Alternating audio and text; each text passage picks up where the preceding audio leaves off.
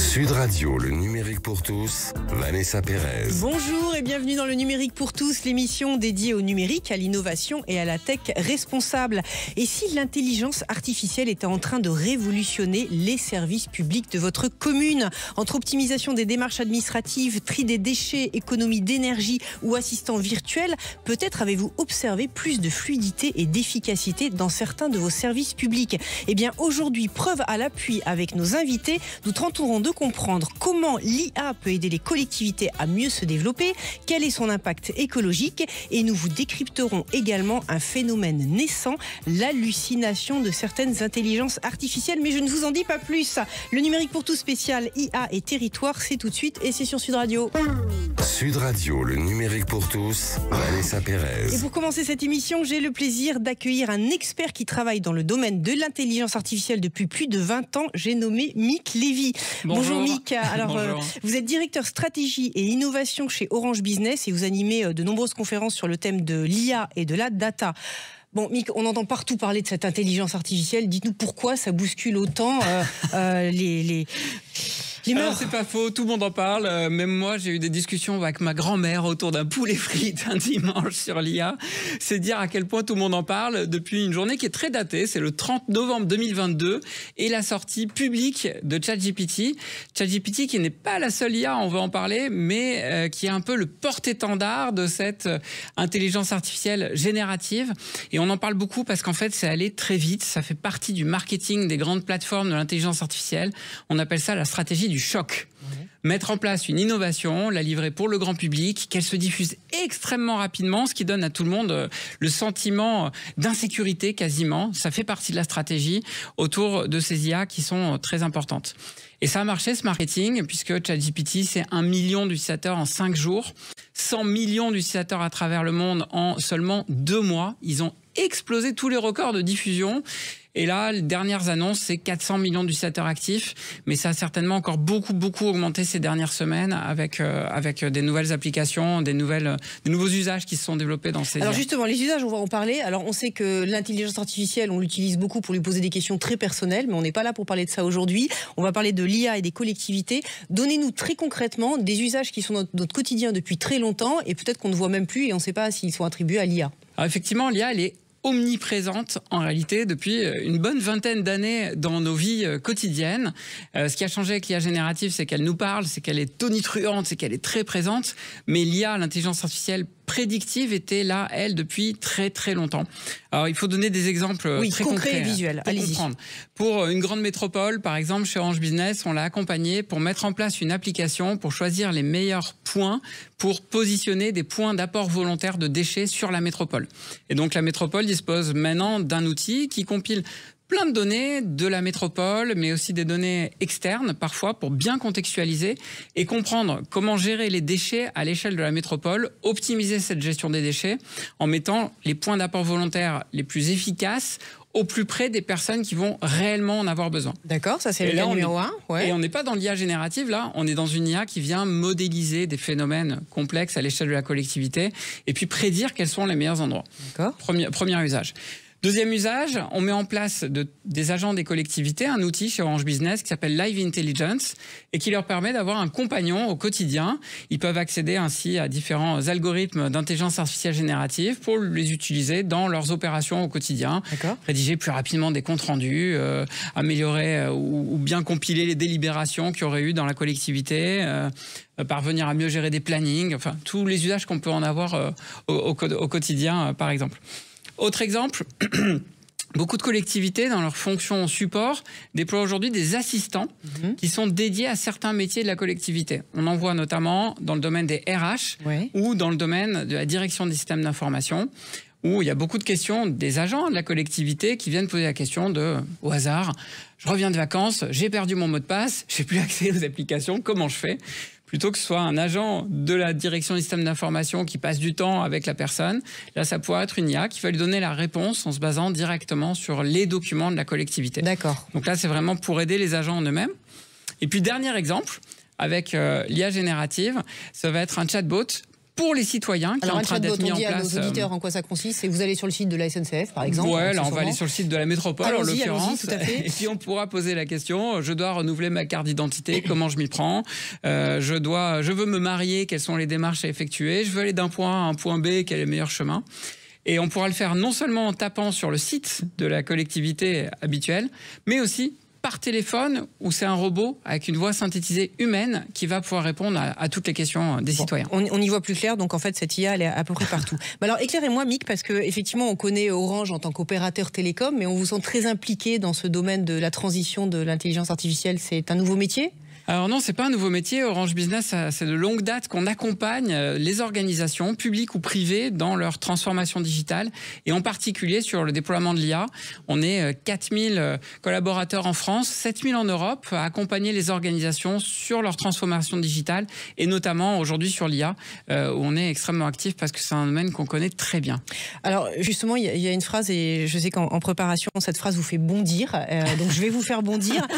Vous aimez bien, enfin vous n'aimez surtout pas entendre, ce n'est pas l'intelligence artificielle qui va vous remplacer, c'est quelqu'un qui sait s'en servir. Pourquoi ça vous fait bondir cette phrase ? C'est une phrase de si je peux me permettre, c'est pas possible d'entendre des phrases. Allez-y, on parle vrai ici, mais ce n'est ni l'IA ni personne qui va vous remplacer. Cette phrase, elle est horrible parce qu'elle va opposer les générations, elle va opposer les utilisateurs dans les organisations, et c'est absolument pas ce qu'il faut chercher à faire. Il faut absolument que toutes les organisations comprennent que c'est un nouvel outil qui n'est pas neutre, qui va amener beaucoup de chamboulements dans l'organisation du travail, et qu'il faut surtout et avant tout trouver une voie harmonieuse pour l'intégrer.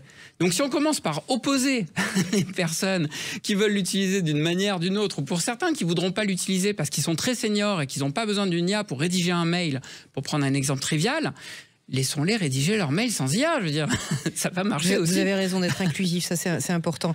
Mick, autre chose, c'est que aujourd'hui on est arrivé à un stade pour les gens qui utilisent beaucoup justement cette intelligence artificielle, où certains commencent à observer des hallucinations. Alors expliquez-nous concrètement ce qu'est une hallucination et comment s'en méfier. Les hallucinations, c'est un phénomène bien connu dans les intelligences artificielles génératives, donc les ChatGPT et toutes ces intelligences artificielles qui nous parlent finalement, et qui décrit toutes les petites ou grandes erreurs qui vont se glisser dans les réponses que nous donnent les IA génératives. Concrètement, ça peut inventer des faits. Concrètement, ça peut donner une date erronée. Concrètement, ça peut inventer des personnages. Concrètement, ça peut se tromper dans la réponse. Voilà, ça peut être 6 doigts, des IA génératives de vidéos qui vont vous montrer un skieur qui descend la pente et qui ensuite la remonte aussi vite qu'ils l'ont descendu, comme si la gravité n'existait plus. Tout ça, c'est ce qu'on appelle les hallucinations dans ces IA génératives. Elles sont fortes selon les benchmarks. Elles s'améliorent pas vraiment malgré ce qu'on veut nous faire croire. Elle ne s'améliore pas vraiment au fil des versions des IA génératives. Donc, il faut avoir un point de méfiance extrême face à ça, parce que du coup, si on fait trop confiance à l'IA générative, elle pourrait nous amener à prendre de mauvaises décisions. Elle pourrait nous induire vraiment en erreur, de par les erreurs qu'elle-même transmet dans ses réponses. Alors vous dites également que ces intelligences sont en train de plafonner. On pourrait penser qu'à force d'être entraînées, elles augmentent leur capacité, mais en fait, on est en train d'atteindre un seuil sur certaines questions. Oui, c'est ce que montrent les benchmarks. Alors on gagne toujours en intelligence. Je le mets vraiment entre guillemets, le mot intelligence pour une IA. Ça avance un petit peu, mais on n'a plus des grands progrès comme on en a eu au début de l'IA générative. Là, les progrès, ils sont en train de se porter sur d'autres choses, ce qu'on appelle de nouvelles modalités. Donc, les IA deviennent encore meilleures maintenant sur la vidéo. Il y a eu notamment des annonces de Google, là, il y a la semaine dernière, qui montrent des progrès époustouflants sur la génération de vidéos avec de la voix, et tout est superbement synchronisé. On va voir peu à peu des IA qui sauront détecter notre vidéo. Donc, on pourra appeler, c'est l'exemple que je donne souvent, une IA par WhatsApp, comme moi j'appelle ma mère, sur WhatsApp pour lui montrer les enfants le week-end, et puis échanger avec elle, et puis elle va voir tout notre environnement vidéo en plus de ce qu'on lui dit.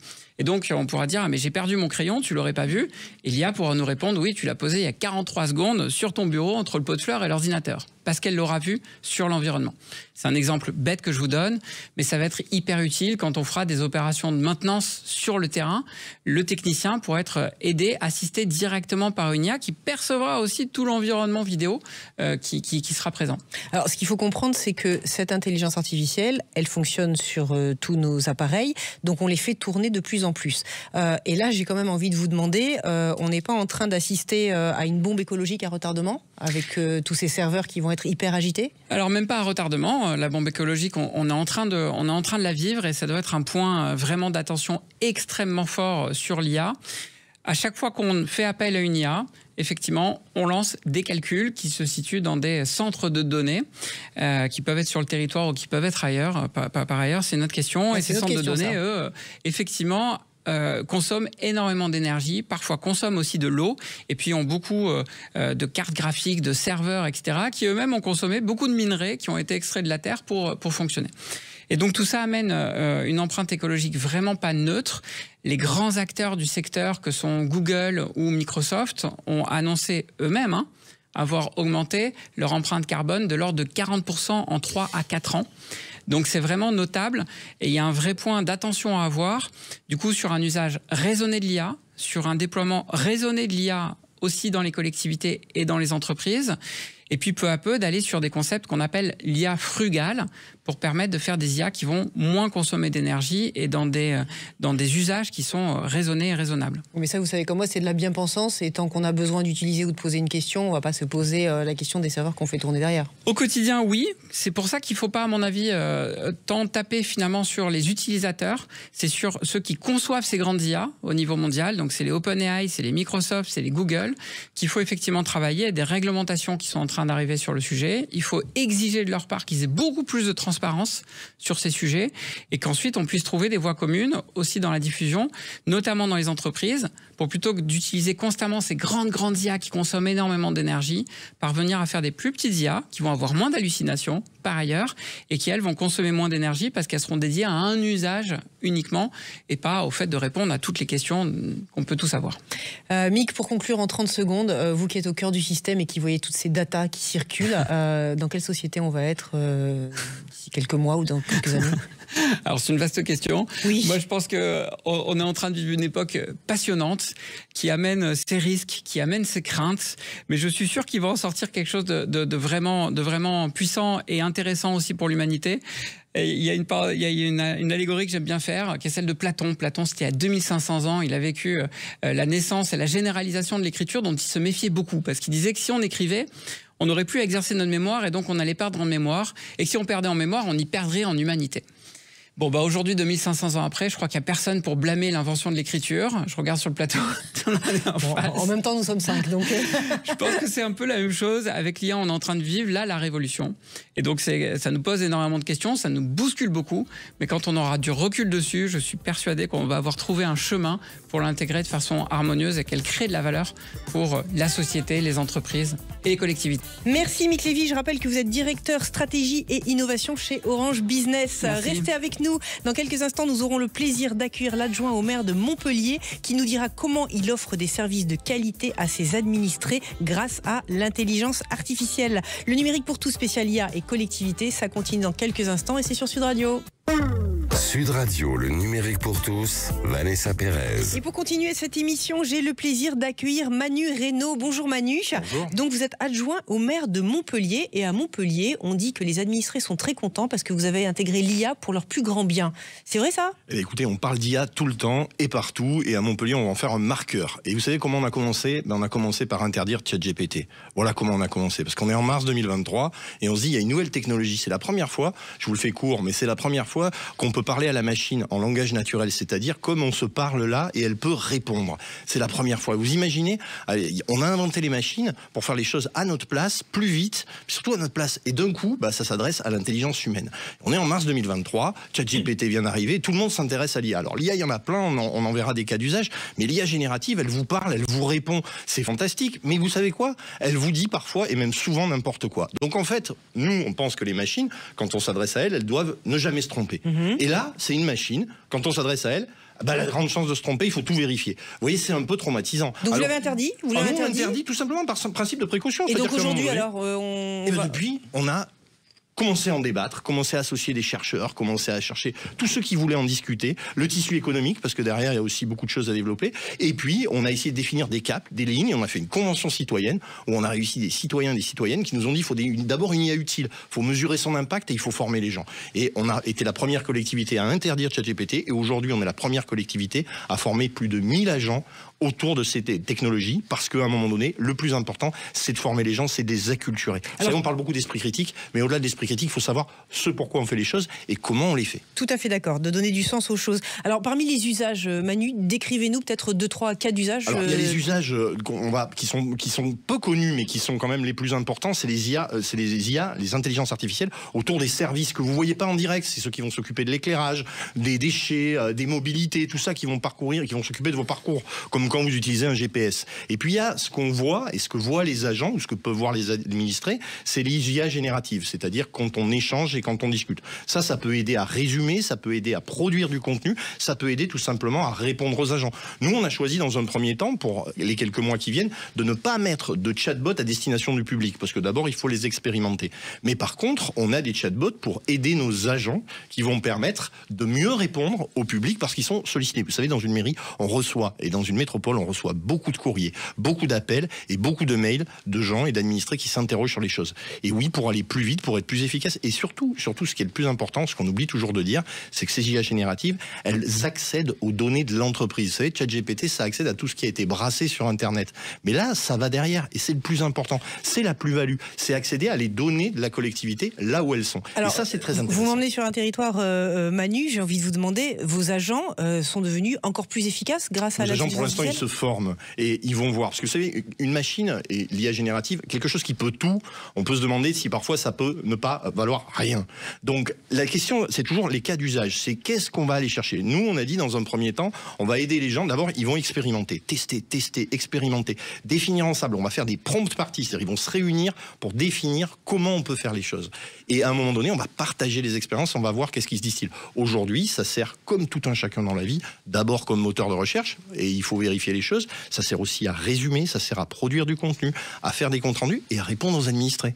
Alors j'ai envie de vous poser une question en tant que justement élu. C'est un passage obligé. Vous avez les moyens de sélectionner l'IA la plus luxueuse que vous voulez avec tous les services, ou alors c'est des arbitrages par rapport à d'autres dépenses que la collectivité aurait ? C'est un vrai sujet que vous posez, un problème économique, parce qu'effectivement, une collectivité comme une entreprise, c'est des services informatiques par rapport à ça. Et aujourd'hui, on ne connaît pas à l'échelle mondiale le modèle économique de l'IA. C'est-à-dire que quand Microsoft, quand OpenAI développent des solutions, aujourd'hui, ils le font à fond perdu. Ils investissent beaucoup d'argent, mais ça ne rentre pas l'argent qu'ils gagnent. Aujourd'hui, Copilot, il a été vendu, et si on l'achetait, nous, pour la collectivité, Copilot, c'est le ChatGPT de Microsoft pour la bureautique. Si on le prenait, nous, ça nous coûterait 2 millions d'euros par an. Ça n'est pas possible. Ça n'est pas possible dans ces circonstances-là. Donc nous, ce qu'on cherche, c'est d'abord avoir une ligne. Et c'est d'abord d'avoir des solutions souveraines, une IA éthique, responsable et souveraine. Des solutions souveraines, des solutions françaises ou européennes. Ça, c'est très important, la question, surtout dans les circonstances géopolitiques. La trajectoire d'indépendance européenne, c'est fondamental. Donc éthique, souveraine et responsable, c'est la sobriété. Donc tout ça, il y a des choix et il y a des solutions. Il y a des solutions en France. Orange, d'ailleurs, a des solutions par rapport à ça, sur des LLM, des larges modèles de langage, qui sont par exemple Mistral, mais il y en a plein d'autres exemples. Mais on peut citer un certain nombre d'exemples aujourd'hui. Nous, on travaille aussi avec l'université sur des solutions. Il faut absolument assurer la sécurité et la confidentialité des données et former nos agents à ce que peut être et ce que peut produire l'IA générative. Et vous y croyez vraiment à cette sécurité des données ? J'entends de choisir une solution souveraine, je suis d'accord avec vous. Sur la circulation des données, on sait très bien que les données circulent aujourd'hui, donc c'est pas un vœu pieux ? Vous savez, quand vous êtes dans le monde professionnel, vous avez des devoirs, vous avez des responsabilités. Ça, c'est le plus important. Donc on a besoin d'une sécurité juridique, ça, elle nous l'est en partie rassurée par contrat, et on doit aussi s'assurer de façon technologique, mais on est tous face à cette difficulté de voir où est-ce que sont les serveurs, comment ça circule. Et effectivement, le cloud, le nuage, c'est un sujet, mais un vrai sujet que l'IA nous permet de redécouvrir aussi. Hein. Donc vos serveurs sont basés en France et nous, font pour circuler... le coup, nous utilisons nos propres serveurs à la métropole. C'est un choix de l'avoir fait. Il y a d'autres solutions, effectivement, mais en tout cas, nous, c'est les choix qu'on a fait pour l'instant, oui. Alors, vous aimez bien dire, Manu, qu'en fait, l'intelligence artificielle peut entrer en conflit avec la démocratie. Alors, c'est hautement philosophique, mais expliquez-nous pourquoi justement ce conflit. Je crois qu'on l'avait perçu. Vous savez, quand ChatGPT est arrivé, on nous a prédit la fin de la démocratie et la fin de l'emploi. Bon, on a 2 ans de recul, c'est intéressant. Là, maintenant, on commence à voir un peu les choses autrement. Par contre, il y a une vraie réalité qu'on découvre réellement aujourd'hui avec la vidéo. C'était le cas pour les images jusqu'à maintenant, c'est la réalité aujourd'hui pour la vidéo. C'est comment, quand on ne peut pas distinguer la réalité de ce qui ne l'est pas, comment on existe dans une société. Vous savez, la société, que ce soit à l'échelle locale, nationale ou internationale, elle a besoin de faits qu'on puisse vérifier. Elle a besoin de vérité. Et quand elle est basée sur la confiance, c'est le plus important dans la chose. Et quand on ne sait plus faire la différence entre la vérité et le mensonge, et quand on n'a plus d'éléments de référentiel, là on a un problème de démocratie. Exemple ? Typiquement, on a eu à faire face en Europe, parce qu'en Europe, on n'est pas en Chine, on n'est pas aux États-Unis, à l'annulation du premier tour d'une élection en Roumanie, suite à un certain nombre d'attaques sur des réseaux sociaux et d'ingérences étrangères, purement et simplement, qui ont utilisé les capacités à la fois des réseaux sociaux, mais aussi de l'IA générative pour produire de la fausse information, de la propagande, qui ont eu des impacts directs sur un scrutin. On est en Europe, on est en capacité, l'IA Act et l'Europe nous a mis en place des dispositifs et des règles. Il va falloir être très clair. À un moment donné, quand on ne sait pas différencier le mensonge de la vérité, il faut poser des règles. Oui, à un moment donné, on est au début d'une nouvelle ère, il va falloir l'appréhender, mais il faut toujours le faire avec toujours les mêmes lignes. On vit en société, la vie, c'est le monde réel. Vous voyez, on est dans le studio, on se parle, et ben là, on sait qu'on est réel, on peut se toucher. À un moment donné, il faut qu'on soit très très clair, il va nous falloir des règles pour pouvoir distinguer la vérité, le réel de ce qui ne l'est pas. Donc on est dans une zone grise, la Manu, aujourd'hui. Oui, on est au début d'une chose qui va falloir... Alors vous savez, la politique, ça fonctionne en général, on attend les catastrophes, on légifère après. Moi, je pense qu'aujourd'hui, on la sent venir. Oh, c'est vrai partout, je vous rassure. Et je pense que là, on la sent venir et qu'à un moment donné, oui, il faut prendre les mesures. À l'échelle européenne, avec l'IA, c'est des choses qui sont déjà mises en place, avec des degrés de criticité, c'est-à-dire que certains types d'IA sont strictement interdites parce qu'il y a trop de risques, mais il va falloir qu'on s'attaque à la question des réseaux sociaux. Alors, il y a peut-être des sources d'espoir. Figurez-vous que l'IA générative, elle peut aussi servir à vérifier des informations. Peut-être qu'il y a une petite alliance qu'on peut faire là-dessus, et peut-être qu'il y a des soucis. La technologie, elle a certains atouts, mais il faut faire vraiment attention. Notre choix à nous, c'est collectivement de qu'est-ce qu'on se met comme règle face à la réalité et au mensonge.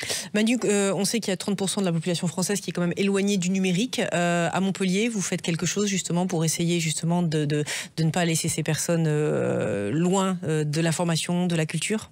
C'est notre objectif. Vous savez, on parle d'inclusion numérique, oui, mais nous, à travers tous les instruments, les instruments, ça part de l'école, à travers tout ce qu'on peut faire au niveau de l'école, depuis discuter avec les enfants du codage et appréhender des choses sur le périscolaire, mais c'est aussi tout ce qu'on fait avec nos maisons pour tous, avec la culture, avec tous les outils qu'on peut avoir d'appropriation et à un moment donné d'avoir des vraies politiques publiques sur ces sujets. Mais oui, c'est quelque chose qu'on doit mettre au cœur. Alors l'IA, est-ce qu'elle va réinterroger l'IA générative, le fait qu'on puisse parler en direct avec la machine, est-ce qu'elle va réinterroger notre rapport au numérique? C'est une vraie question. Et moi, pour moi, il faut se projeter directement dans cette dimension-là et pas passer par la case d'avant, parce que cette case-là, elle existe déjà. Quand on peut discuter en direct, c'est quoi l'inclusion? Et il faut la reposer à l'aune de cette nouvelle perspective. Montpellier, vous avez l'impression d'être un rôle modèle en termes de pilotage de l'IA et de votre gestion au quotidien ou Ça serait prétentieux de dire modèle. Nous, ce qu'on veut juste, c'est participer au débat et c'est dire qu'à un moment donné, on a mis tout ce qu'on pouvait faire. Vous savez, quand vous êtes élu local et ce que vous pouvez faire à votre échelle, vous faites ce que vous pouvez faire à votre échelle. Donc nous, on essaye de participer au débat, de pointer ce qui va pas, surtout de le faire ensemble, de partager. C'est ce qu'on fait avec les universités, c'est ce qu'on fait avec les entreprises, parce qu'à un moment donné, il y a du débat, il faut des controverses, et il faut qu'à un moment donné, on fasse des choix, mais il faut les faire ensemble et de façon très transparente. C'est ça la garantie de la démocratie. Merci Manu Reynaud. Le mot de la fin, Mick Lévy, en termes de productivité, où on en est? Parce qu'on entend beaucoup de bruit, et remettons un petit peu l'église au centre du jardin. Est-ce qu'on a vraiment gagné en productivité? Sujet passionnant duquel il y a des grands débats. Les économistes s'écharpent régulièrement sur le sujet. Au niveau macroéconomique, on pense que ça va être très compliqué. Par contre, au niveau microéconomique, entreprise par entreprise, il y a certaines qui vont tirer plus leur épingle du jeu. Et il faut regarder aussi du côté du futur proche de l'IA qu'on appelle les agents. Alors cette fois, on ne parle pas des agents des collectivités, mais bien d'IA qui vont avoir la capacité d'automatiser des actions et pas juste de la génération, mais qui vont pouvoir prendre des actions, réaliser des processus complexes de façon dit simplement autonome. Par exemple, on va pouvoir demander à un agent de gérer complètement le stock d'une entreprise. Et donc, l'IA va à la fois se connecter à la prédiction des ventes, va à la fois se connecter au stock qu'ils ont, à la fois aux fournisseurs, pour pouvoir ensuite parvenir à régler tout le stock de l'entreprise de façon automatisée. Donc, on est plus productif qu'on l'imaginait, ou alors il y a encore un peu de travail à faire? Il y a encore des gains, c'est sûr, qui vont arriver. Et puis, on voit déjà pour les entreprises qui s'en servent le mieux des premiers gains de productivité, notamment chez les développeurs informatiques. C'est eux qui sont les premiers pour l'instant à profiter des gains de productivité. Merci beaucoup Manu Reynaud et Mick Lévy pour vos interventions et votre éclairage. Le numérique pour tous, c'est fini pour aujourd'hui. Je rappelle que vous pouvez retrouver toutes nos émissions en podcast sur l'application Sud Radio et sur vos réseaux sociaux préférés. Il est temps pour moi de vous souhaiter une excellente fin de week-end et de vous dire à la semaine prochaine.